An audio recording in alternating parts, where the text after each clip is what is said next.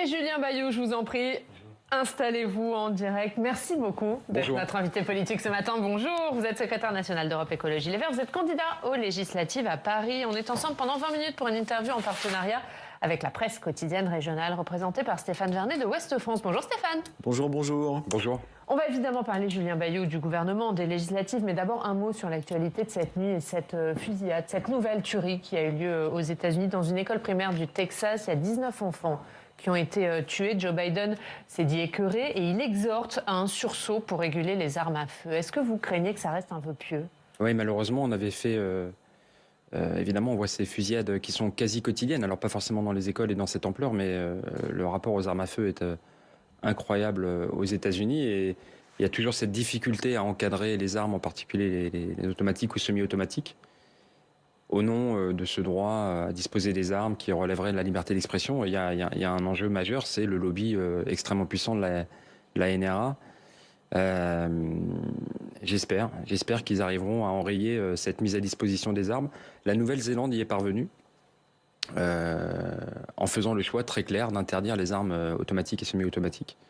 Je le souhaite vraiment pour... Ouais. Vous pensez que les démocrates auront assez de poids au Congrès, notamment face aux républicains? C'est vraiment tout ce qu'on peut souhaiter. Il y a un nombre de morts impossible et en particulier des enfants de... Oui, c'est un drame atroce. Juste un mot au-delà de la question des armes à feu. Est-ce que vous observez une montée de la violence en général dans la société, dans les sociétés, y compris en France? Ou c'est pas quelque chose qui vous préoccupe?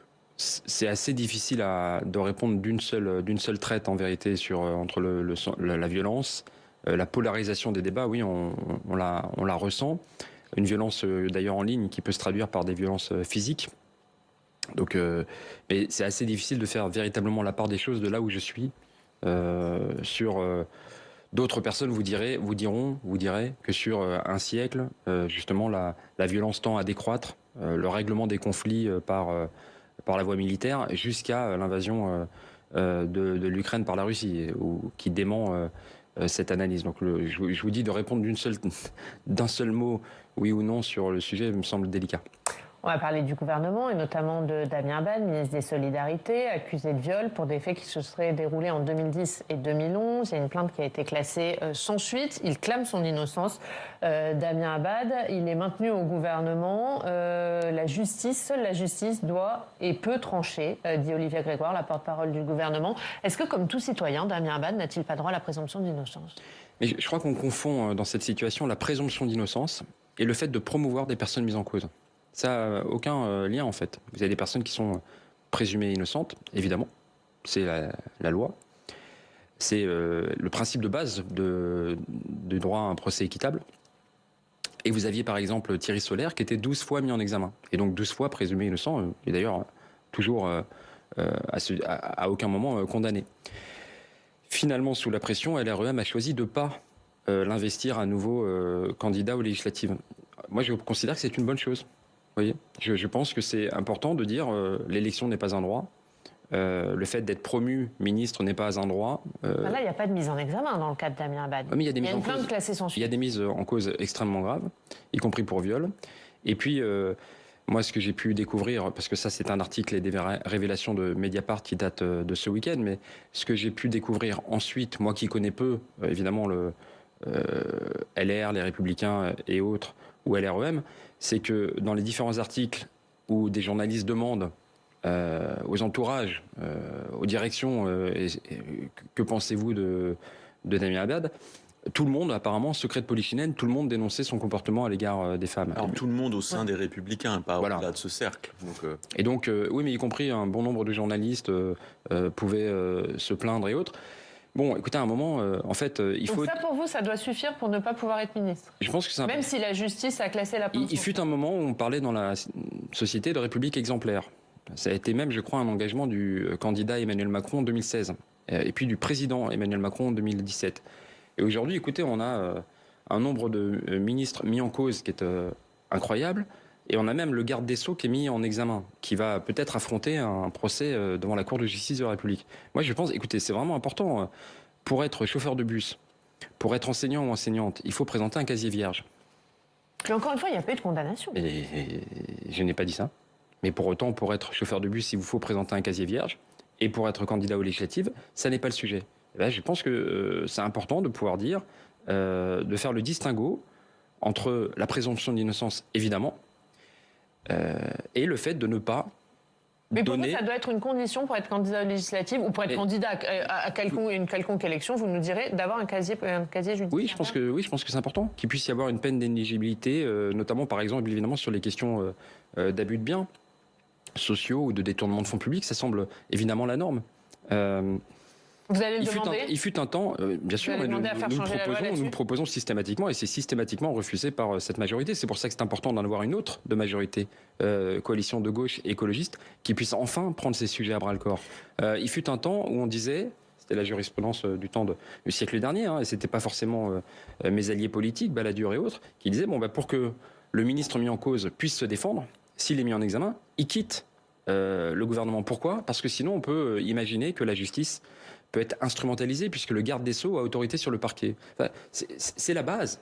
C'est la base de la séparation des pouvoirs, de considérer que le ministre de l'Intérieur, par exemple, qui pourra aussi avoir autorité sur la police, n'est pas perçu comme pouvant bénéficier d'une complicité de la part du garde des Sceaux. Eh bien, tout ça, ça a volé en éclats de la part de ce président Emmanuel Macron qui proposait une révolution démocratique et qui finalement, je le redis, garde des Sceaux, mis en examen, qui pourrait affronter un procès pendant sa fonction vis-à-vis de la Cour de justice de la République. Qu'est-ce que vous pensez de cet autre argument assez curieux qu'on entend, pas seulement dans la bouche de Damien Abad, mais d'autres personnes mises en cause, qui consiste à dire « je suis mis en cause, mais je me présente quand même ». Et en fait, les Français jugeront. Sous-entendu, l'élection aura la capacité de éventuellement me blanchir ou par son résultat. C'est une espèce d'ordalie moderne. Oui, j'y vois une grave dérive populiste. C'est intéressant de pouvoir prendre le temps là-dessus, parce que si vous vous souvenez, c'est un peu ce qu'avait dit Stanislas Guérini avant de se reprendre je crois que c'était le député Perra. Qui était Jérôme Perra, qui était investi pour la candidature, qui avait été condamné. Et il disait, mais c'est un honnête homme. Et donc là, c'était véritablement gênant. C'est-à-dire que vous aviez le chef du parti majoritaire qui disait, la justice a parlé, la justice a tranché, et pour autant, je considère que c'est un honnête homme. Ou je considère que le suffrage à l'élection législative pourrait laver la condamnation, et donc quelque part contredire la justice. Et donc là, vous avez vraiment les fondements de la séparation des pouvoirs qui sont attaqués.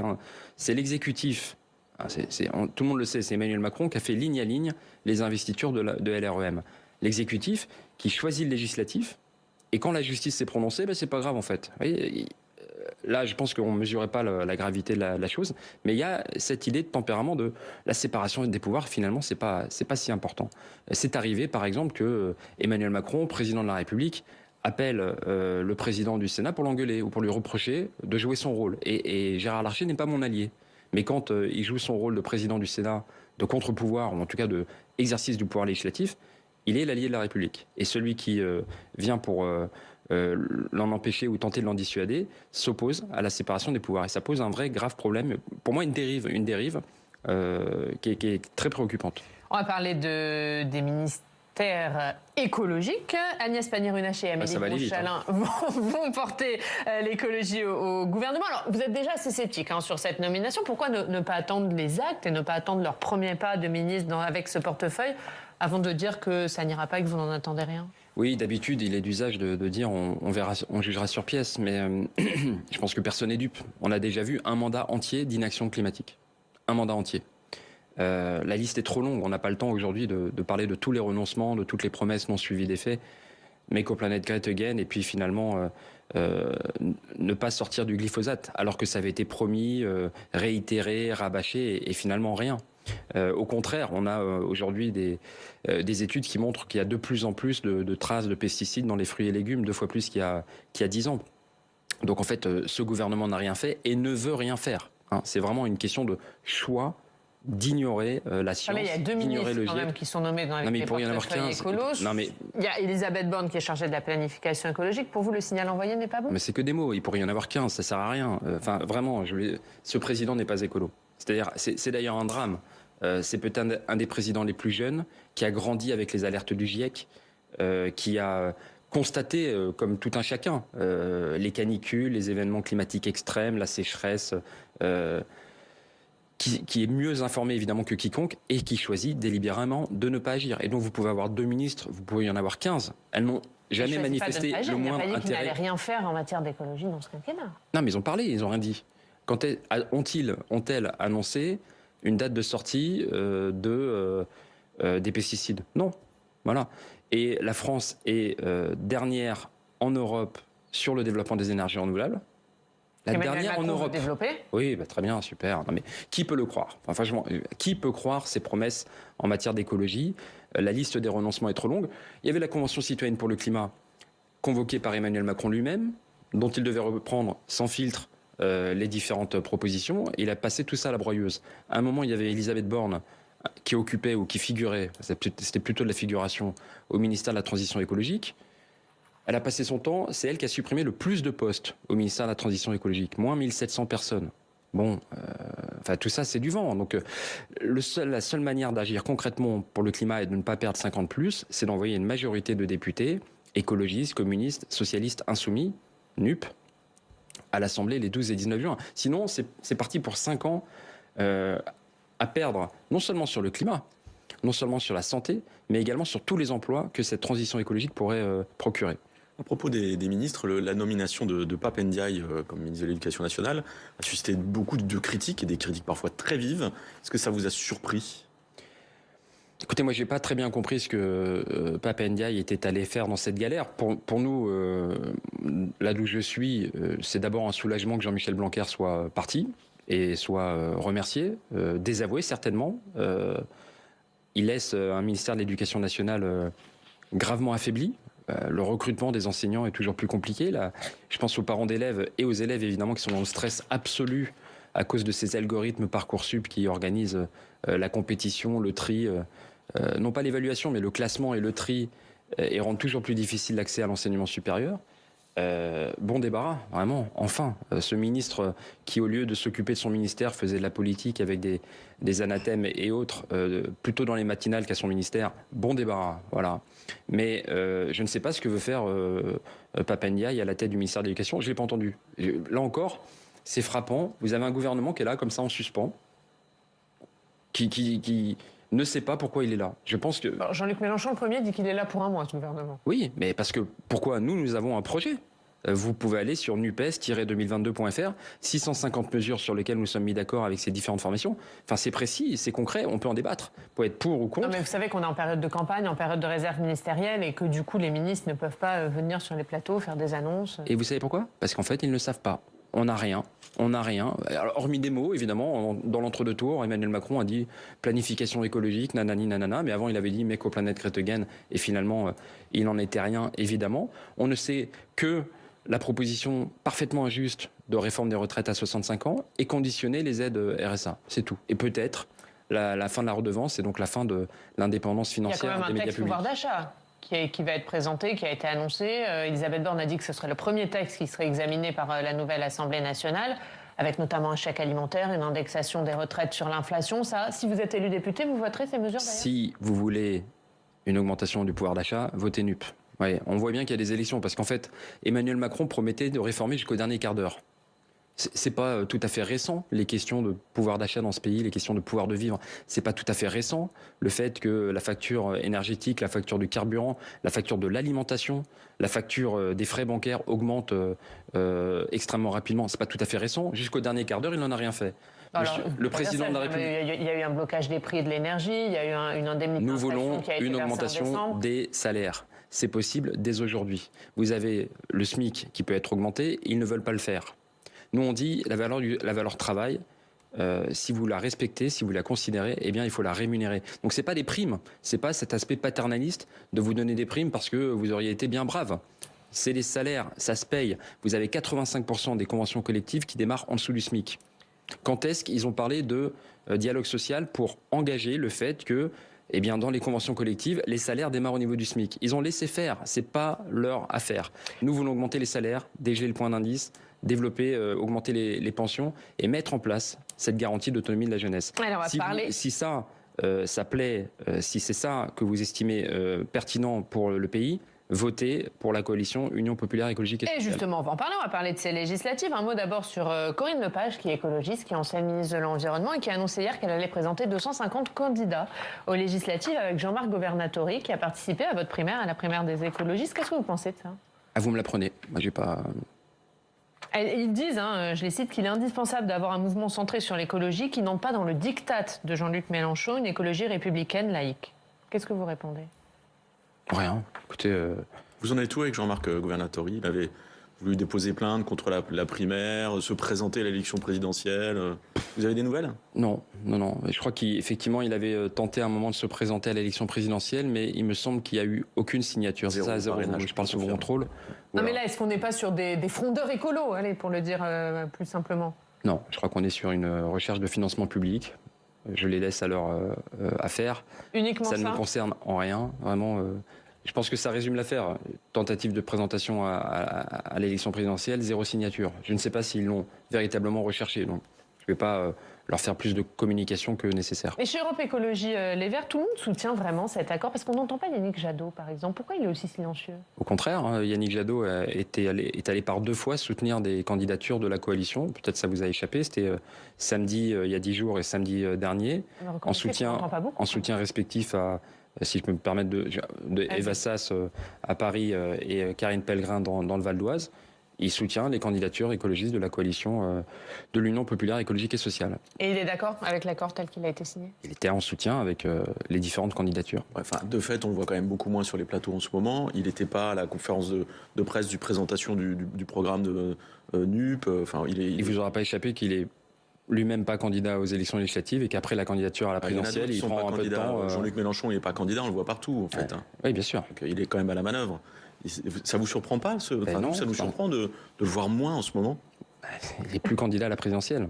Donc il est présent eurodéputé à Bruxelles et en soutien aux candidatures écologistes de la nouvelle Union populaire écologique et sociale. Alors chez les socialistes aussi, vous l'avez vu, il y a des divergences, on va le dire comme ça, sur la position choisie par Olivier Faure. Il y a par exemple Carole Delga qui parle de soumission à Jean-Luc Mélenchon et elle dit, on voudrait vous faire réagir là-dessus, qu'il y a un manque de respect pour les électeurs parce que vous avez signé un accord sur lequel il y a des divergences sur des sujets qui sont fondamentaux et que du coup ce n'est pas clair vis-à-vis de vos électeurs sur quel sera le vote de cette coalition, des députés qui sont élus sous la bannière de la NUP lorsque ces sujets arriveront. Est-ce qu'elle n'a pas raison là-dessus? Non, je ne comprends pas son affaire, parce que nous avons, et c'est visible, 650 propositions, je crois, sur nupes-2022.fr. Nous avons effectivement une trentaine de points sur lesquels nous sommes en désaccord. Ça doit faire 5%. 5%.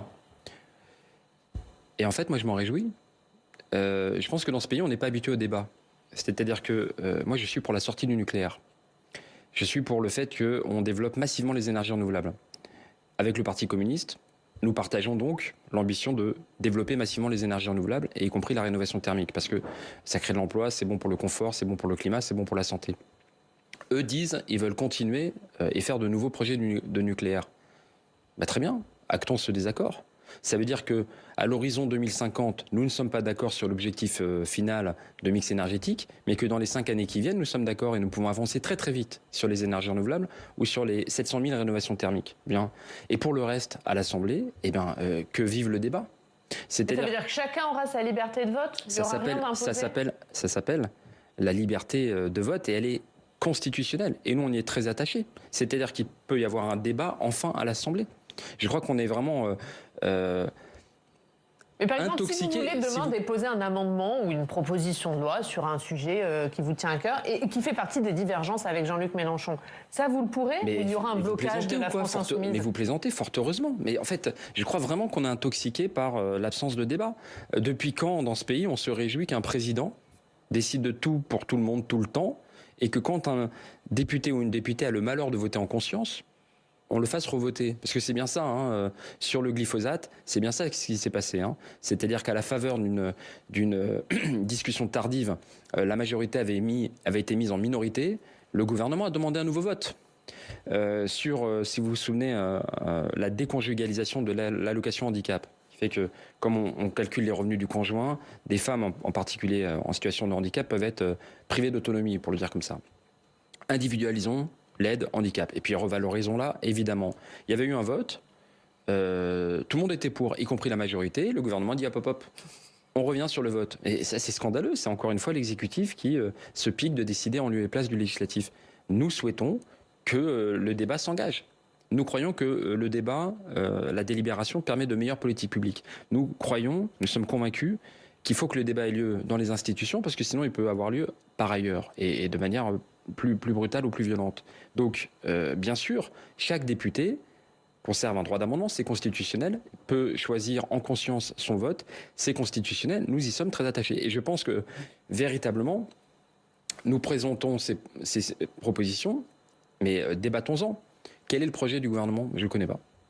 Le problème, c'est que l'élection suivante après législative, ce sont les européennes. Est-ce que vous imaginez un seul instant que la nouvelle Union populaire puisse durer jusque-là et par exemple avoir des listes communes aux européennes? Nous verrons. Vous me demandez si tout le monde à Europe Écologie Les Verts soutient l'accord. Oui, nous avons fait voter notre Conseil fédéral à 85%. Nous avons fait voter nos adhérents et adhérentes à plus de 81% en faveur de l'accord. Très bien.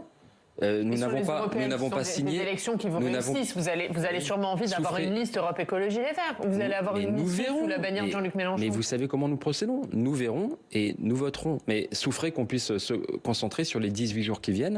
L'enjeu pour le pays est immense. Est-ce qu'on laisse 5 ans d'impuissance vis-à-vis de l'inaction climatique? Parce que ces ministres dont vous parlez, qui se disent ou qui s'intéressent vaguement à l'écologie, c'est nouveau. Pour elles, ça fait 48 heures. Étaient encore hier pour l'accord commercial, le Mercosur, qui pourrait fracasser notre agriculture. Enfin, c'est important ce qui se joue dans 18 jours, c'est les salaires, c'est le rétablissement des services publics. Il y a des hôpitaux, vous en avez fait mention juste avant qu'on démarre, il y a des hôpitaux à Bordeaux, les urgences sont tenues par des bénévoles, l'accueil est tenu par des bénévoles, sinon ça ferme. C'est ça la situation des services publics dans le pays après 5 ans d'Emmanuel Macron. Est-ce qu'on veut continuer ou est-ce qu'au contraire, on veut réarmer ces services publics? C'est un choix de société important qui se joue les 12 et 19 juin. Vous me parlez des européennes, nous verrons. Vous prendrez la tête du groupe écolo si vous êtes élu député et si vous avez un groupe? Moi, mon rôle, en tant que secrétaire national, c'est que nous ayons un groupe. Et nous verrons ensuite. Là encore, je vous réponds de la même manière. 12 et 19 juin, et nous verrons l'état de la situation.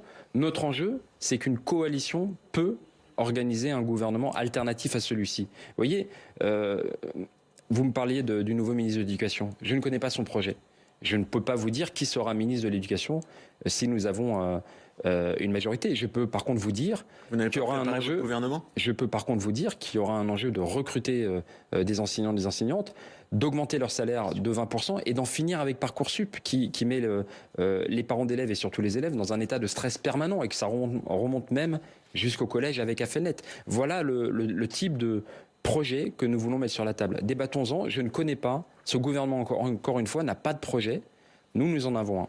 Une dernière question. Est-ce que vous avez quelque part, on est plus prêt et prête à gouverner que ce gouvernement déjà. Je note que vous n'avez pas préparé votre gouvernement puisque vous ne savez pas qui sera votre ministre de l'Éducation nationale. Non, je note que je ne vous en parle pas parce que on n'annonce pas un gouvernement 3 semaines avant l'élection. En revanche, je peux vous promettre, et ça c'est un engagement que je prends, ce gouvernement sera plus rapide à décider. Hein, on le mettra sur pied beaucoup plus rapidement que le mois qu'a fini par prendre Emmanuel Macron.